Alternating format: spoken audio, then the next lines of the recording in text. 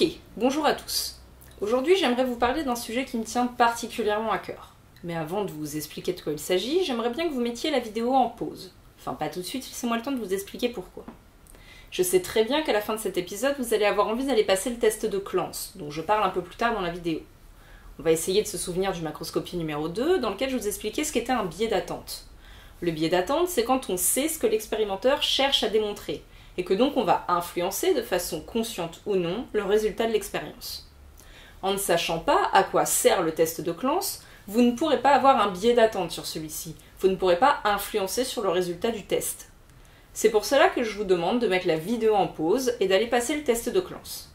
Pour aller passer le test de Clance, il suffit de cliquer sur HAL, juste ici, pour aller revoir le macroscopie numéro 2, ou aller le voir si vous ne l'avez pas vu, c'est juste ici, et pour voir des châteaux tout mignons, c'est juste là, parce que j'aime bien les chatons. Du coup, mettez la vidéo en pause, allez passer le test de Clance, et revenez. Je vous laisse mettre la vidéo en pause, et je vous attends. Je vous laisse mettre la vidéo, voilà, 5 secondes. C'est bon? Vous avez passé le test? Très bien. Al, tu peux lancer le protocole macroscopie.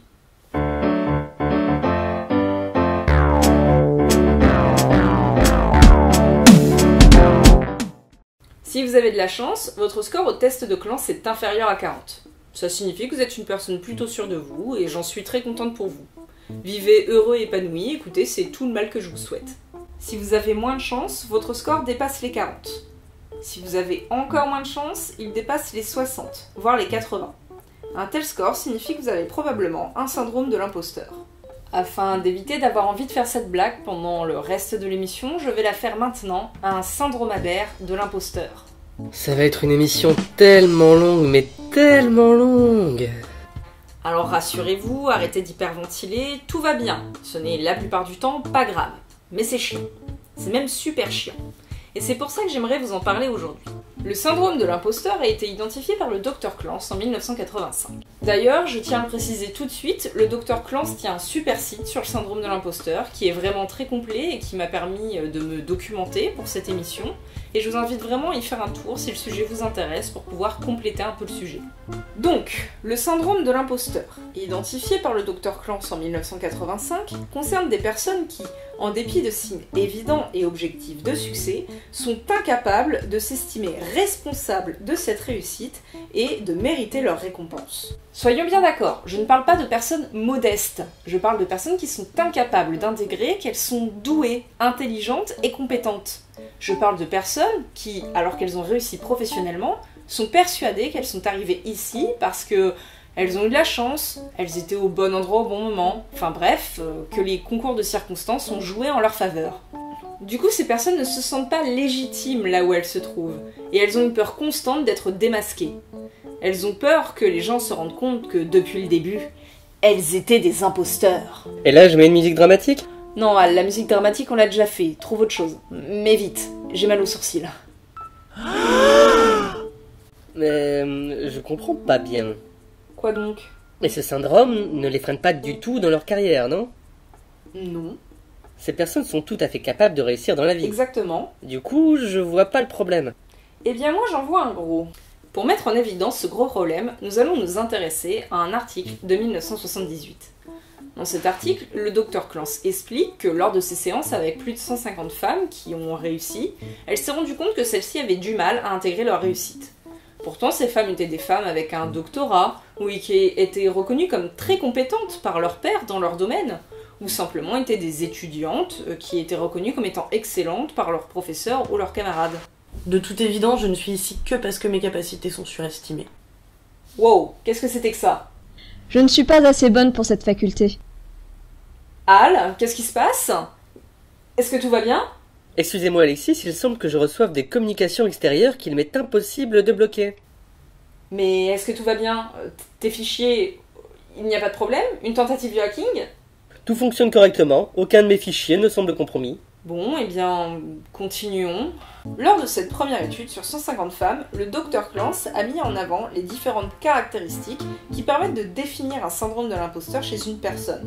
Pour Harvey et Katz, le syndrome de l'imposteur se définit comme un sentiment de fraude vis-à-vis du succès, incluant le fait d'avoir l'impression de tromper son entourage, le fait d'avoir du mal à internaliser sa propre réussite et de la lier à ses compétences, et le fait d'avoir peur d'être démasqué, et donc d'être vu comme incompétent. Ces 3 critères sont indissociables et sont indispensables, tous les 3, pour définir un syndrome de l'imposteur chez une personne. Ces 3 caractéristiques sont ceux qui vont être recherchés lorsqu'une personne va passer un test de Clance, ou échelle de score du syndrome de l'imposteur. Le test de Clance est un questionnaire qui vise à déterminer si une personne ressent l'ensemble des critères d'un imposteur. On y retrouve des questions comme « Je peux donner l'impression que je suis plus compétent que je ne le suis vraiment ». Parfois, je pense que j'ai obtenu le poste où je me trouve parce que je me trouvais au bon endroit, au bon moment. J'ai peur que les gens importants se rendent compte que je suis en réalité incompétent. En répondant par des nombres allant de 1 pour pas du tout à 5 pour tout le temps, on calcule un score qui, plus il est élevé, plus il traduit un fort syndrome de l'imposteur. Les personnes atteintes du syndrome de l'imposteur rentrent très souvent dans un cycle. Tout d'abord, une nouvelle tâche est donnée à ces personnes. Face à la nouveauté, les personnes atteintes du syndrome de l'imposteur peuvent réagir de 2 façons différentes. Travailler très dur ou énormément procrastiner comme un étudiant avant ses examens, puis bosser comme un tordu lorsque la deadline arrive. Au final, la tâche est exécutée avec brio et les compliments sont là. Dans le premier cas, lorsque la personne a travaillé énormément, elle va se persuader qu'elle ne mérite pas son poste, ni les bravos car elle a dû travailler bien plus que la moyenne des gens pour ce résultat. Elle est incompétente, mais elle compense par son travail. Mais un jour, ça finira par se voir. Elle est donc un imposteur. Dans le second cas, les bravos ne sont pas mérités. Le travail a été fait dans l'urgence, cette fois-ci je m'en sors bien, mais s'il savait la vérité, il ne fait aucun doute que je serai renvoyé. J'ai joué de chance pour cette fois-ci, mais combien de temps cela va-t-il encore durer avant qu'on découvre que je ne suis qu'un imposteur ? Et puis une nouvelle tâche arrive, et le cycle recommence. Ce syndrome, qui diminue avec l'âge, peut toucher aussi bien les femmes que les hommes, et on le retrouve dans différentes cultures. On lui attribue différentes origines, mais dans les papiers récents que j'ai pu lire à ce sujet, on a tendance à lui attribuer 2 origines principales, la famille et le caractère. En ce qui concerne les origines liées à la famille, on va se retrouver devant 2 cas de figure. Dans une fratrie, l'un des enfants peut être qualifié, directement ou indirectement, de membre intelligent, l'autre se voyant davantage accorder des compétences sociales. Ce second enfant a pourtant envie d'être vu comme une personne ayant d'autres capacités et va chercher à mettre en avant son intelligence par une réussite scolaire par exemple. Mais ces réussites paraissant toujours moindres en comparaison de son frère ou de sa sœur, il va finir par croire sa famille et focalisera ses compétences sur des caractéristiques autres que ses capacités, puisque celles-ci ne sont jamais à la hauteur de ses espérances. Il s'appuiera donc sur son charme, ses aptitudes sociales et attribuera ses réussites, non pas à lui-même, mais au fait qu'il est sociable. Dans le cas d'un enfant unique, même si ça marche aussi pour une fratrie, un enfant peut être considéré comme parfait au sein de sa famille. Intelligent, très beau, ayant une personnalité agréable et très bonne, ayant de très grandes capacités à l'école comme en sport. Cependant, aussi parfait que l'on puisse être, il va arriver un moment où l'on va échouer ou rencontrer des difficultés. Face à la vision perfectionniste de sa famille et réalisant qu'il n'est pas capable de tout, l'enfant va comprendre qu'il ne peut pas atteindre ses standards de réussite, qu'il n'est pas parfait et donc qu'il est un imposteur. Je m'enfermais dans ma chambre et je disais à ma mère que j'allais dessiner. En réalité, je travaillais dur pour obtenir mes bonnes notes. Mais ma mère ne cessait de me répéter que les gens intelligents n'ont pas besoin de travailler. Je ne voulais pas qu'elle sache que je n'étais pas intelligente. Bon Dieu, Al, ça commence à m'inquiéter. Je m'excuse, j'arrive pas à trouver l'origine de ces communications. Bon, eh bien, continuons en essayant de pas trop y penser. Le caractère est un autre facteur qui est souvent mis en avant pour expliquer le syndrome de l'imposteur chez des personnes. Par exemple, les personnes qui sont anxieuses ou perfectionnistes vont avoir plus tendance à développer le syndrome de l'imposteur. Mais dans les papiers des années 70, 80, 90 que j'ai pu lire sur le sujet, un autre facteur était mis en avant pour expliquer le syndrome de l'imposteur, et notamment chez les femmes. Ce facteur, c'était la société. Vous n'êtes pas sans savoir que l'on attribue souvent des caractéristiques aux personnes selon leur genre et leur sexe. Si je suis un garçon, on attend de moi que je sois fort, que je ne me laisse pas guider par mes émotions, que je maîtrise les situations grâce à mes pouvoirs de mal que mon pénis me procure. Si je suis une fille, par contre, je me dois d'être douce, maternelle, discrète et effacée. Et l'on me pardonne mes accès de colère soudaine qui ne sont que le fruit de cette période du mois que je dois passer sous silence parce que c'est sale. Ainsi, toutes les qualités que l'on estime être indispensables au succès sont des traits masculins. Indépendance, pouvoir, confiance en soi, capacité à diriger. Une femme regroupant ces caractéristiques n'est pas féminine aux yeux de la société. Elle est même vue comme une femme qui n'a pas confiance en elle, agressive et destructrice. Du coup, lorsque l'on réussit et que l'on est une femme, ça devient un peu compliqué dans notre petite tête. Parce que la société nous l'a appris, on ne peut pas réussir grâce à nous-mêmes, grâce à nos compétences. Nous ne sommes pas faites pour ça. Du coup, ça doit bien venir d'autre part, de nos compétences féminines. Si une femme réussit, c'est très certainement parce qu'elle a été gentille et douce avec les autres, ou bien parce qu'elle a eu de la chance, ou bien parce qu'elle a utilisé son charme, et c'est bien connu, une femme qui réussit, c'est une femme qui a accouché. J'aimerais pouvoir dire que c'est parce qu'en 2016, être une femme et réussir, c'est rarement remis en cause et que c'est une problématique du passé, que de se dire que si une femme a réussi, c'est parce qu'elle a accouché, etc. Malheureusement, et ce n'est que mon avis, je pense que ce n'est pas le cas. Il suffit de voir que Tim Hunt, un prix Nobel, a déclaré qu'il n'était pas en faveur de la mixité dans les laboratoires parce que on tombe amoureux des femmes et elles tombent amoureuses de nous, et en plus quand on leur fait des reproches, elles se mettent à pleurer pour se rendre compte que y a encore du chemin à faire. Grand Dieu, qu'est-ce que ça me fait mal au cul de dire ça. Vous voulez un Doliprane ? Il y aurait encore énormément à dire sur le sujet, mais je ne me sens pas vraiment compétente pour vous en parler, et en plus, si je le fais, je pense que je vais extrêmement m'énerver. Cependant, si le sujet vous intéresse, je vous invite à aller lire l'article de 1995 du Dr Clan sur le sujet qui est bien fourni et qui est très intéressant. Et si les sujets de société de ce genre vous intéressent, je vous invite à aller voir les vidéos de Ginger Force avec ses pavés dans la mare, ou encore les vidéos de la Ringarde qui s'intéressent vraiment bien à ces sujets de société en les vulgarisant d'une manière très bonne, ou encore en allant voir Buffy Mars, qui s'intéresse au sujet de société par le prisme des séries, et c'est vraiment très intéressant.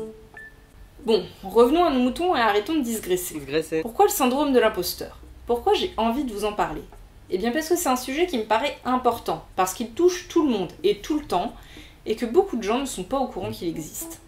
Il y a 6 mois, sur la page Facebook de la thèse Nuit gravement à la santé, une petite BD a attiré mon attention. Cette BD était accompagnée d'une phrase qui disait « Et vous, avez-vous l'impression d'être atteint du syndrome de l'imposteur ?» En une journée, 2400 doctorants ont cliqué sur cette publication. Il y a eu 84 mentions j'aime, 42 partages et 21 commentaires. Avoir l'impression d'être un moins bon chercheur, de pas être à ma place, et attendre le moment venu où quelqu'un ouvrira les yeux sur mon imposture. J'ai l'impression que ma présence en doctorat est liée à la chance, à avoir travaillé avec les bonnes personnes au bon moment. Je me dis que si j'ai obtenu ma bourse de thèse, c'était uniquement car j'avais un profil atypique, et non parce que j'ai effectué un bon travail. Je me compare à d'autres doctorants ou docteurs que je trouve plus brillants, ayant des compétences plus développées et plus intéressantes. Mon Dieu, Al, on peut pas continuer comme ça. J'ai lancé un scanner pour tenter de trouver l'origine des émissions. Suite à ce post, Kevin Chassangre et Laetitia Gérard, je suis vraiment désolée si j'écorche vos noms, se sont intéressés au syndrome de l'imposteur chez le doctorant et ont décidé d'en faire une étude.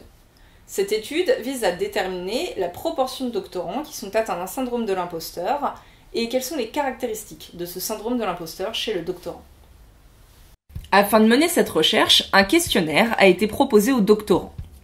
La première partie du questionnaire comprenait des questions relatives aux caractéristiques socio-professionnelles et socio-démographiques du doctorant. Sexe, âge, année d'inscription, discipline, sexe du directeur de recherche, financement doctoral, etc., etc. La deuxième partie comprenait le test de Clance. Enfin, une question ouverte était également posée. Avez-vous l'impression d'avoir développé le syndrome de l'imposteur et pourquoi ? En est ressorti les résultats suivants. Les doctorants et doctorantes qui ont obtenu un financement doctoral sont davantage sujets au syndrome de l'imposteur.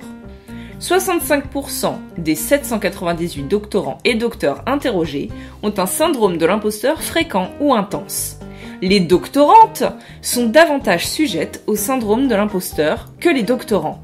Les doctorantes, sous la direction d'un directeur de sexe masculin, sont davantage sujettes au syndrome de l'imposteur.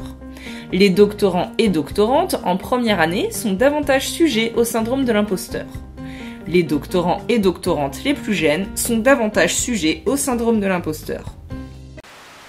Malgré l'achèvement de mon doctorat et les compliments que j'ai pu recevoir, je ne me sens pas aussi compétente que je ne devrais Je l'être. n'ai absolument aucune confiance en la qualité de mon travail. Je suis persuadé que mes quelques réussites sont une vaste blague. Ah, le bordel de merde, c'est quoi le fuck? C'est se persuader qu'on mérite pas sa bourse de thèse, qu'on l'a prise à un autre qui mérite. Je me demande sans cesse comment membres du jury, directeurs, ont pu se tromper à ce point sur mes capacités réelles en m'acceptant en thèse, en m'accordant une bourse. J'ai toujours l'impression que mes collègues doctorants sont davantage légitimes que moi dans leur position. J'ai trouvé la source de l'émission. Alors arrête-moi ça! Je ne peux pas, vous en êtes J'ai l'origine. une peur panique de décevoir mes collègues, qui découvrent ma super Un de mes chose. collègues réagit toujours rapidement à ce qu'il vient d'entendre et argumente spontanément avec plein de références.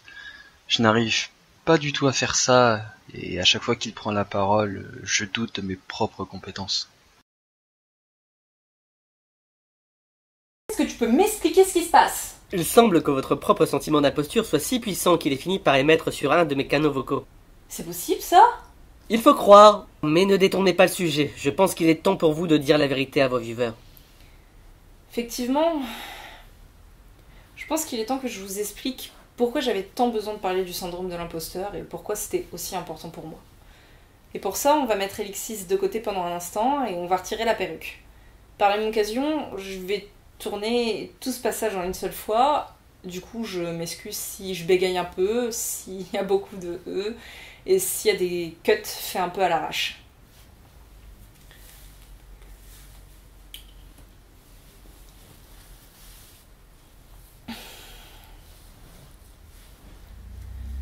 J'ai un syndrome de l'imposteur depuis le master, et ça a duré pendant le reste de mes études supérieures. Au test de clan, je tape à 85, c'est-à-dire un assez gros syndrome de l'imposteur. Du coup, ce qu'on ressent quand on a un syndrome de l'imposteur, c'est plutôt bien ce que c'est. Et c'est pour ça que ça me paraissait important d'en parler. Lorsqu'on a un syndrome de l'imposteur, on vit dans une dualité constante. On a envie de réussir les choses, on veut être les meilleurs dans ce qu'on est en train de faire, tout en sachant que de toute manière, on ne sera pas capable d'y arriver. Quand on a un syndrome de l'imposteur, on cherche les compliments, parce qu'on a besoin d'être rassuré. Mais les compliments, on n'est pas capable de les prendre bien, parce que c'est pas possible qu'on nous fasse des compliments. Parce que forcément, la personne en face de nous, elle est en train de se foutre de notre gueule. Et du coup, les compliments, on les accepte assez mal. Avoir un syndrome de l'imposteur, ça veut dire qu'on n'est jamais fier de nous. Parce que, quoi qu'on fasse, tout ce qu'on voit, c'est les défauts de ce qu'on a fait. Et c'est même avoir honte de la plupart de nos réussites. Avoir un syndrome de l'imposteur, c'est prendre extrêmement mal les critiques. Parce que des critiques, on en a tous les jours, tout le temps, et ces critiques, elles viennent de nous. Parce qu'on n'est pas capable d'apprécier ce qu'on est en train de faire.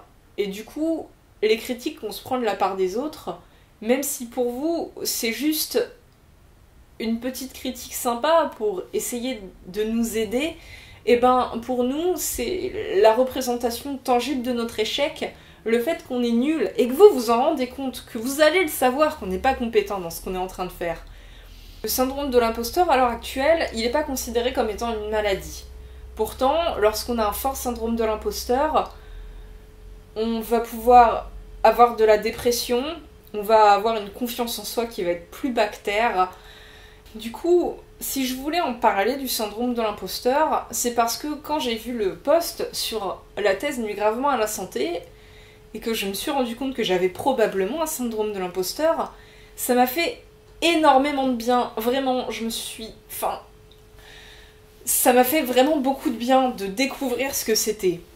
Je pense que c'est un peu comme quand on est très malade, très longtemps, et qu'on sait pas ce qu'on a, et d'un seul coup, un médecin arrive à poser des mots sur notre maladie. Ça fait du bien parce que on sait enfin ce qu'on a et on va pouvoir commencer à le soigner.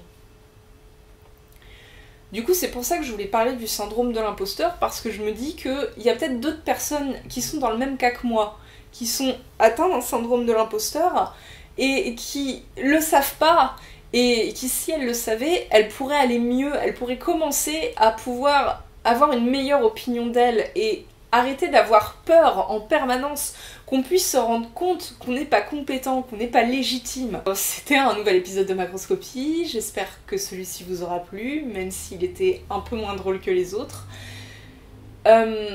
S'il vous a plu, n'hésitez pas à le partager, à me laisser un commentaire, à me laisser une critique. Je vous assure, vous pouvez continuer à me critiquer, ça me permettra de m'améliorer, c'est important de s'améliorer. Du coup, je vous laisse.